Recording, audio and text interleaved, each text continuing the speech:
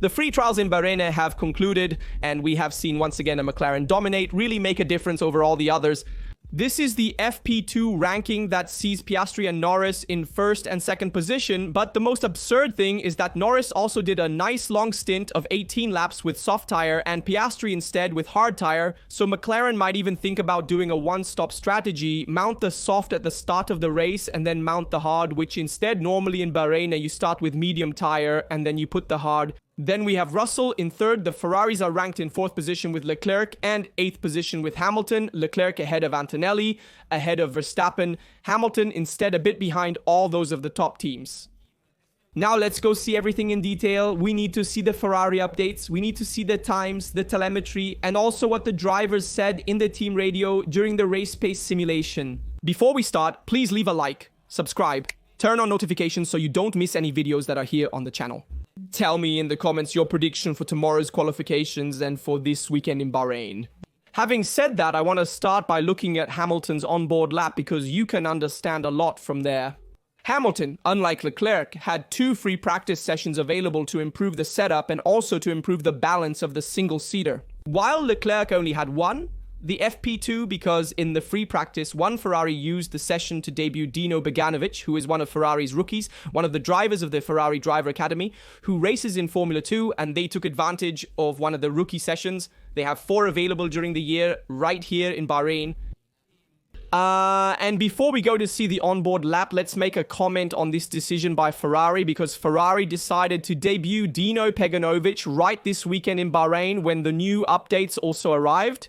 Well, because this weekend is one of the less important race weekends because updates are being debuted, but it's a weekend that has a significant track evolution. So let's say that the track you see in the free practice, one is not the same one that is then in the race. There is an evolution of the track grip during the course of the weekend. The track is also cleaned because it is usually dirty from the sand that settles on the asphalt. And so let's say that the free practice one count a little less compared to other Grand Prix where the free practice one are fundamental. These are Grand Prix where see the sprint race. So free practice one is even more important and you can't debut a rookie. You have Grand Prix where there is less asphalt evolution and you have Grand Prix where you debut important updates like the Grand Prix, for example, in Imola.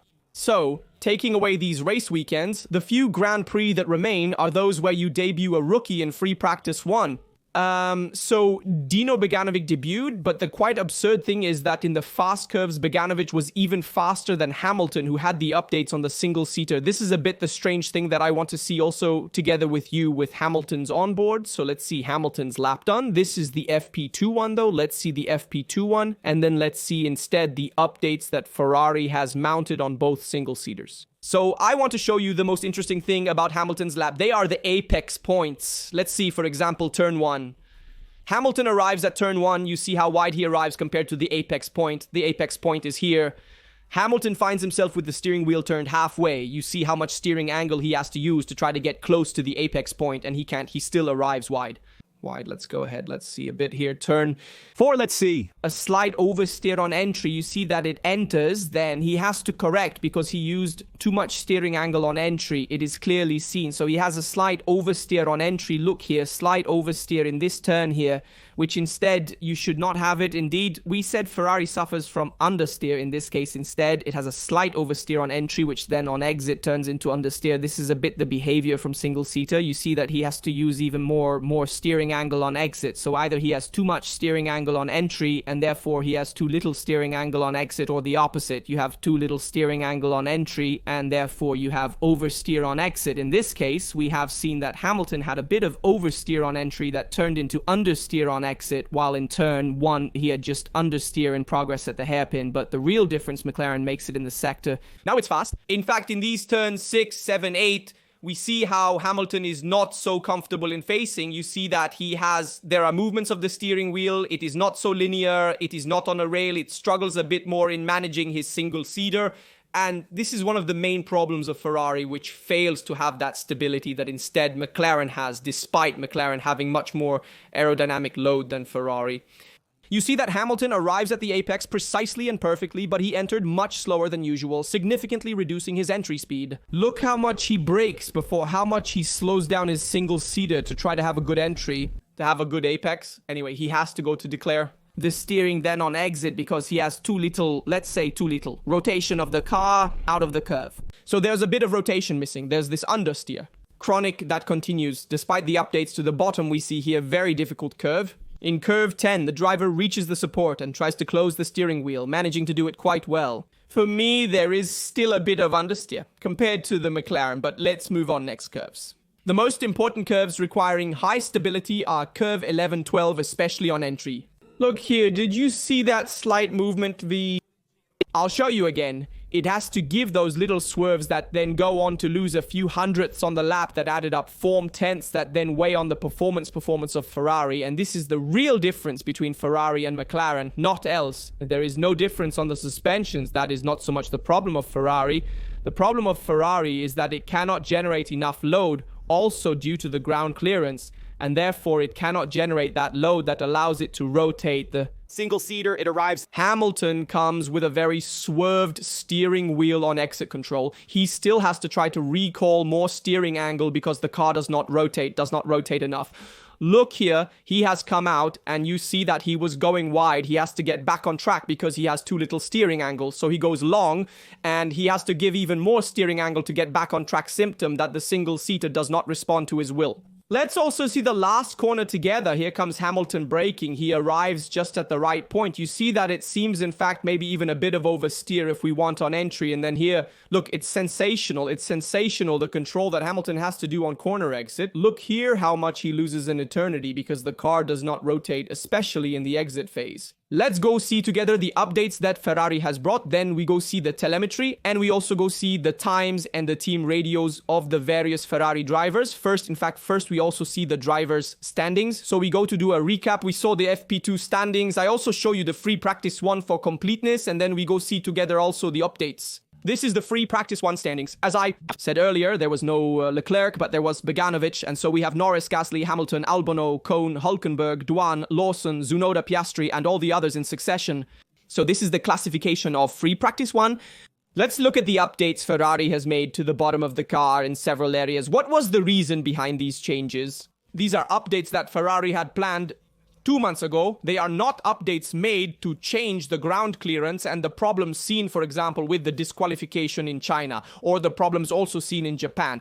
No, these are updates already planned by Ferrari. This is important to underline. These are the updates that Ferrari brought to Bahrain. So we have updates to the bottom, in particular the Venturi channels, to the bottom also for the structure itself, the outer part of the sidewalk, the diffuser and the rear wing. In particular, the first 4 updates are not specific Grand Prix updates, but are structural updates of the single-seater and are used to increase the aerodynamic load on the bottom and therefore try to better direct the flows towards the exit, towards the diffuser. And obviously, updating the bottom also means updating the rear wing to have a correct aerodynamic balance between the lower part of the car and the upper part.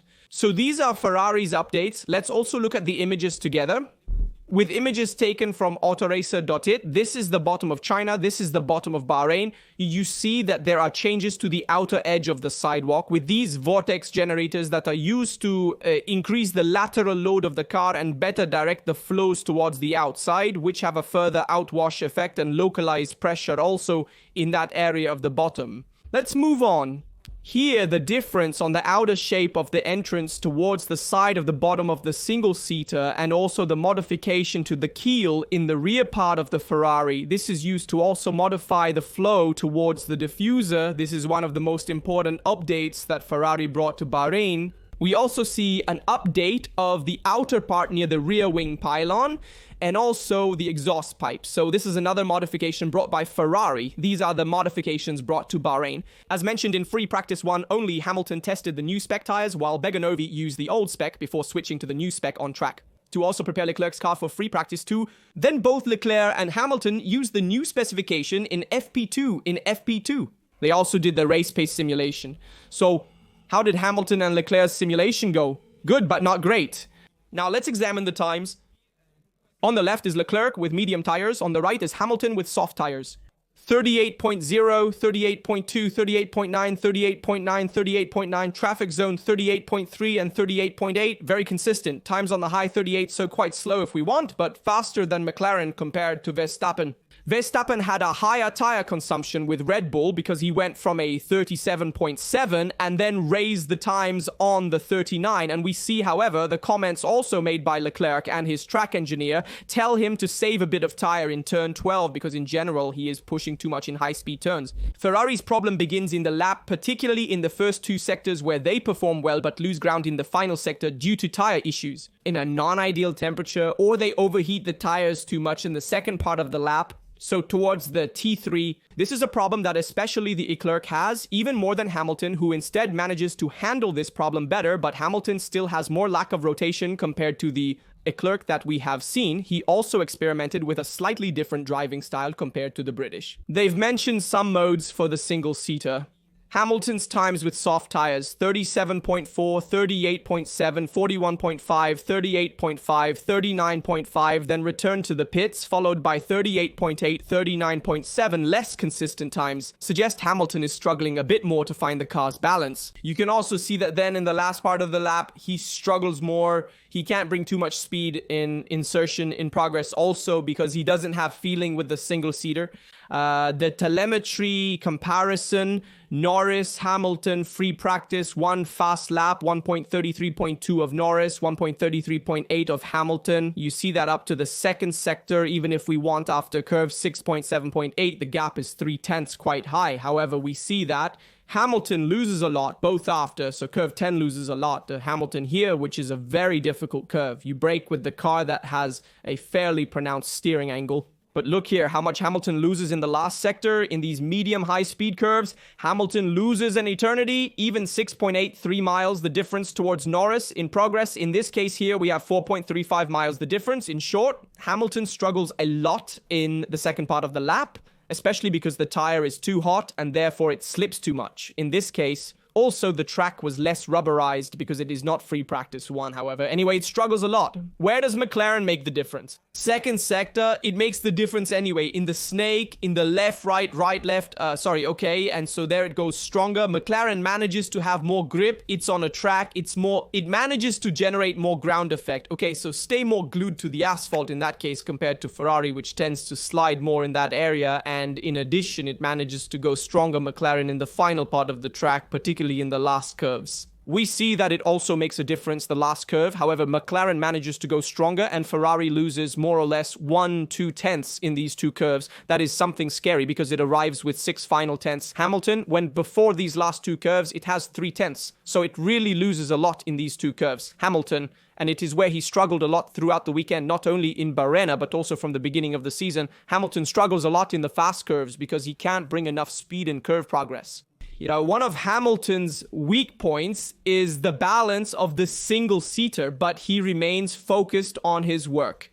Before the Bahrain weekend, he declared that he doesn't listen to social media or what people say, and is focused on doing his best to bring out the maximum from the car. If the results don't come, it's not his fault, as he's working to improve the single-seater, despite not feeling well at the moment. He's not comfortable in the fast curves. He also needs to improve the relationship with the track engineers because he needs to find that confidence that he also had in Mercedes, but it's a Hamilton that maybe excels in ideal conditions as we have seen in the sprint race in China, but when there are the first difficulties, he is much more in trouble, for example, also compared to Leclerc, and this we have also seen today. Let's move on now. And I want to show you a moment the team radio said by the drivers because they are really quite alarming objectively. This is the team radio we heard from Hamilton. Do you want to do another push with this tire? And he says, no, I feel very bad with this tire. I'm not feeling well, so I want to come back in. Then we move on. I also show this team radio here, the balance. The car seems not to work right, but maybe it's also a question of the grip of the tires because this was also one of the uncertainties, being the track very dirty. And his track engineer, Ricardo Adami, says try to maximize the full gas speed to try to relaunch yourself and try to do a better lap.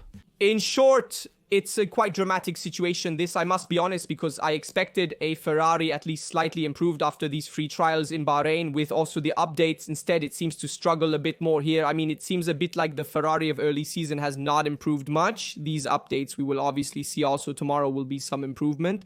I also want to show the updates of the other teams with McLaren that brought an update to the front corner, in particular to the front brake intake, because we know that obviously in Bahrain you need to have more braking power on the front being there more detached compared to the previous tracks, while we have seen Red Bull bring updates to the front wing and also to the cooling area of the engine cover, so of the part of the engine hood area. So to recap, let's also look at the times together to take stock of how this first day of free trials went. I must be honest, I expected a better Ferrari, but let's also see the compared times together. I put Verstappen, Norris, Leclerc and Russell to compare them together, and let's make a balance.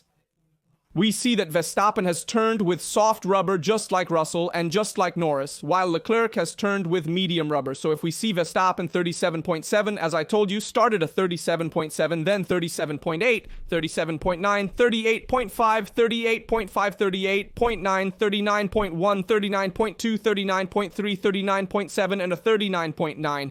So very high times. He gets to turn even 2 seconds slower than his initial time, symptom that the consumption of the tires, the tire degradation on the Red Bull is very felt, much more than instead to the others. 36.9, lap dropping to 36.5 his times, then increased gradually, 37.0, 37.6, 37.5, 38.1, 38.7, 39.0, 39.2, and 39.6 at the end. Despite higher consumption, he started about a second faster than Red Bull. Mercedes, a middle way between McLaren and Red Bull, in fact, 37.2, 37.8, 38.1, 37.9, 38.3, in short, a middle way 38.6 to arrive on a 39.5, so it seems to be a middle way between McLaren and Red Bull. Mercedes at this moment, Ferrari has turned faster with a faster time, in this case a shorter stint of Leclerc with medium rubber, so also harder rubber, so this is more reassuring. But there is, to say that the initial stint of McLaren is something out of mind. I mean, really, he turned very strong in McLaren's home. That remains the favorite. Let's make a comparison. Also Norris and Leclerc, and I also put Piastri and Hamilton just to show you the difference between McLaren and Ferrari. And let's see that Piastri with hard rubber turned in 37.3, 37.9, 37.9, 38.2. Then it was enough, 37.2, 37.8, 38.9, 38.9. So the stint of Piastri confirms us a very strong McLaren, because with rubber even harder than that of Ferrari, it turned more or less on the same times. So a compound difference, hard for McLaren, medium for Ferrari. McLaren was running about 0.8 of a second faster than Ferrari. Obviously, we don't know the fuel loads of both teams. McLaren seem to be running a bit lighter, a bit with less fuel load compared to Ferrari, and especially with Norris compared to Leclerc. But these are the times which, as I said before, Hamilton ran with soft rubber. He did 38.7, 38.5, 38.5, 38.8, 39.7, so a bit higher laps for Hamilton compared to Lando Norris. General ranking, if we want McLaren, undisputed first. We said Bahrain is a track that suits the MCL39 well. Tires are going to wear out a lot, and so McLaren being able to manage the tires better has a strength in its favor. If we want then to follow, we have the other teams should be Red Bull, Ferrari and Mercedes very close to each other. We will also see tomorrow what will be the order of the pursuers of McLaren. The goal of Ferrari obviously is to try to be the first pursuer. It is not impossible to be ahead of Red Bull and Mercedes. But we will also see in the next free trials and then also in the qualifications how it will go. The qualifications will totally change the scenario of the weekend if Ferrari should start ahead. It could manage the race better, also manage the strategy better. It's crucial to go strong on the lap. So let me know in the comments also your opinions on these free trials. What do you think of Ferrari, the updates, and also the fact of having debuted Dino Beganovia here in Bahrain? How do you see also McLaren, Red Bull, Mercedes? Tell me a bit about yours. One final comment, Aja continues to impress me, finishing 6th in the free trials to today and remaining in the top 10. Ajar, be aware that Tsunoda's performance is declining, which could jeopardize his position. Keep an eye on this situation. I leave you other related videos here from Rasaduta. We'll see you in the next video.